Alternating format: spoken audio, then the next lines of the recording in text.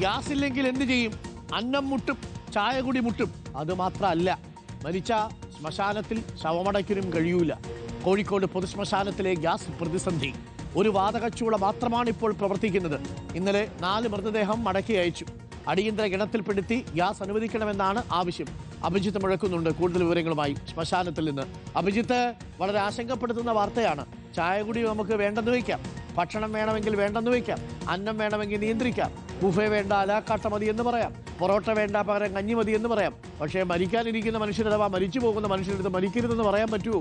ഇപ്പോൾ എന്താ കോഴിക്കോട്ടെ അവസ്ഥ അഭിജിത്ത്? അരുൺ സൂചിപ്പിച്ചതുപോലെ തന്നെയാണ് വലിയ പ്രതിസന്ധി ഈ ശ്മശാനങ്ങൾ കൂടി അനുഭവിക്കുന്നുണ്ട്. അത് ഈ സിലിണ്ടറുകളിലെ ദൗർലഭ്യം കാരണമാണ്. മാവൂർ റോഡിലുള്ള സ്മൃതിപഥം ശ്മശാനത്തിലാണ് ഞാനിപ്പോഴുള്ളത്. ഇവിടെ എനിക്ക് പുറകിൽ കാണാം, ഇവിടെ 3 വാതക ശ്മശാനങ്ങളുണ്ട്, സംസ്കരിക്കാനുള്ള രീതികളുണ്ട്. അതിനപ്പുറത്ത് മറ്റൊരു വാതക ചൂള കൂടിയുണ്ട്. ഈ വാതക ചൂളകളിലേക്കൊക്കെ സിലിണ്ടറുകളാണ് ആവശ്യം അരുൺകുമാർ. പക്ഷേ ഈ സിലിണ്ടറുകൾക്ക് ദൗർലഭ്യം വന്നതോടുകൂടി ശവസംസ്കാരങ്ങളൊക്കെ വലിയ പ്രതിസന്ധി നേരിടുകയാണ്. ഇന്നലെ ഒരു മൃതദേഹം മാത്രമാണ് സംസ്കരിക്കാൻ കഴിഞ്ഞത്. മറ്റുള്ളവരോട് നിങ്ങൾ മറ്റ് ശ്മശാനങ്ങളിലേക്ക് പോകൂ എന്നുള്ള കാര്യം കൂടി അവർ ആവശ്യപ്പെട്ടിട്ടുണ്ട്.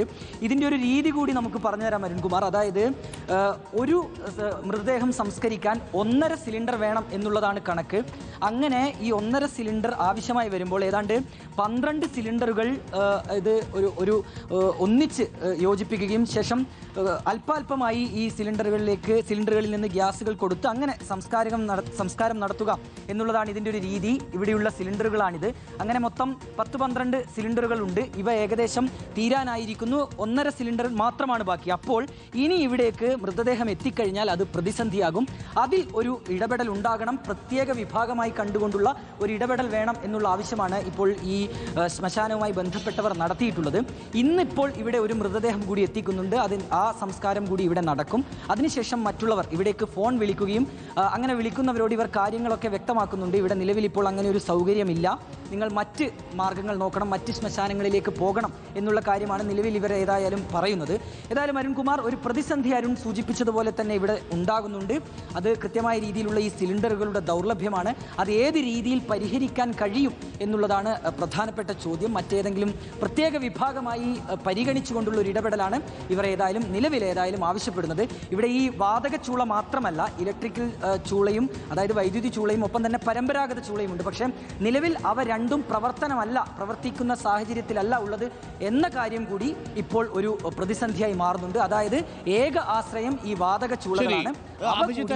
ഡെപ്യൂട്ടി മേയർ ജയശ്രീ നമുക്കൊപ്പം ചേരുന്നുണ്ട് തത്സമയം. Jayashree madam, good morning.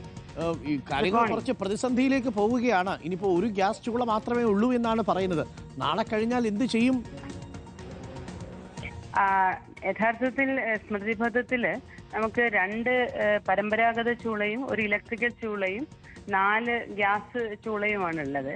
അതില് ഇലക്ട്രിക്കൽ ചൂള റിപ്പയർ, അതായത് അതിന്റെ കോയിലുമായി ബന്ധപ്പെട്ടിട്ട് റിപ്പയർ ആണ്. അത് ഇന്നോ നാളെയോ ആയിട്ട് ഫങ്ഷണൽ ആയിട്ട് മാറും.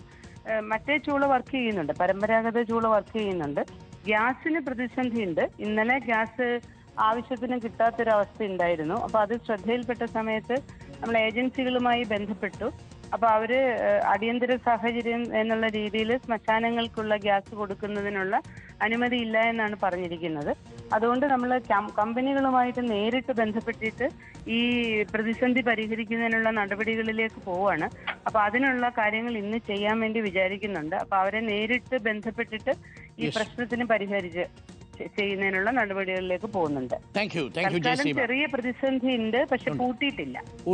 ഓക്കെ, അപ്പോൾ ഇതാണ് പ്രധാനപ്പെട്ട കാര്യം. അഭിജിത്ത്, ഇന്നിപ്പോൾ ഇലക്ട്രിക്കൽ ശ്മശാനത്തിന്റെ കോയില് ഇന്ന് നാളെയോ ആയിട്ട് ശരിയായിട്ട് വരും എന്നാണ് പറയുന്നത്. അങ്ങനെയാണെങ്കിൽ അതുണ്ടാവും. പിന്നെ 2 പരമ്പരാഗത ചൂള അതും ഇപ്പം പ്രവർത്തിക്കുന്നുണ്ടെന്ന് പറയുന്നു. അപ്പോൾ 4 ഗ്യാസ് ചൂളകൾ, അത് പ്രതിസന്ധി തന്നെയാണ്. പക്ഷേ തൽക്കാലം അങ്ങോട്ട് ഓടിച്ചു പോകാൻ പറ്റും അല്ലേ? ശ്മശാനം ഓടിക്കുക എന്നൊക്കെ പറഞ്ഞാൽ അതിൻ്റെ അർത്ഥം ഒന്ന് ആലോചിച്ച് നോക്കുക. അങ്ങനെയൊക്കെ നമ്മൾ ചിന്തിക്കുന്ന ഒരു സാഹചര്യം ഉണ്ടായിട്ടുണ്ട് എപ്പോഴെങ്കിലും?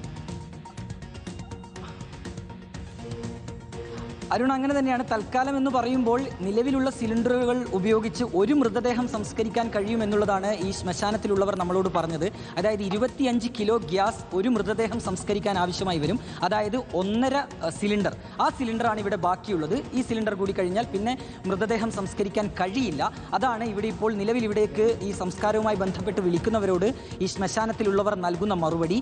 ഇനിയിപ്പോൾ വേണ്ടത് ഈ പണിമുടക്കി കിടക്കുന്ന വൈദ്യുതി ചൂളകൾ അത് നന്നാക്കുക, അത് എത്രയും പെട്ടെന്ന് അറ്റകുറ്റപ്പണികൾ നടത്തുക, ഒപ്പം തന്നെ പരമ്പരാഗത ചൂളകൾ കൂടി ഇപ്പോൾ നിലവിൽ ഒരു പ്രവർത്തന സജ്ജമാക്കുക എന്നുള്ളതാണ് ഇതിനൊരു പ്രതിവിധി.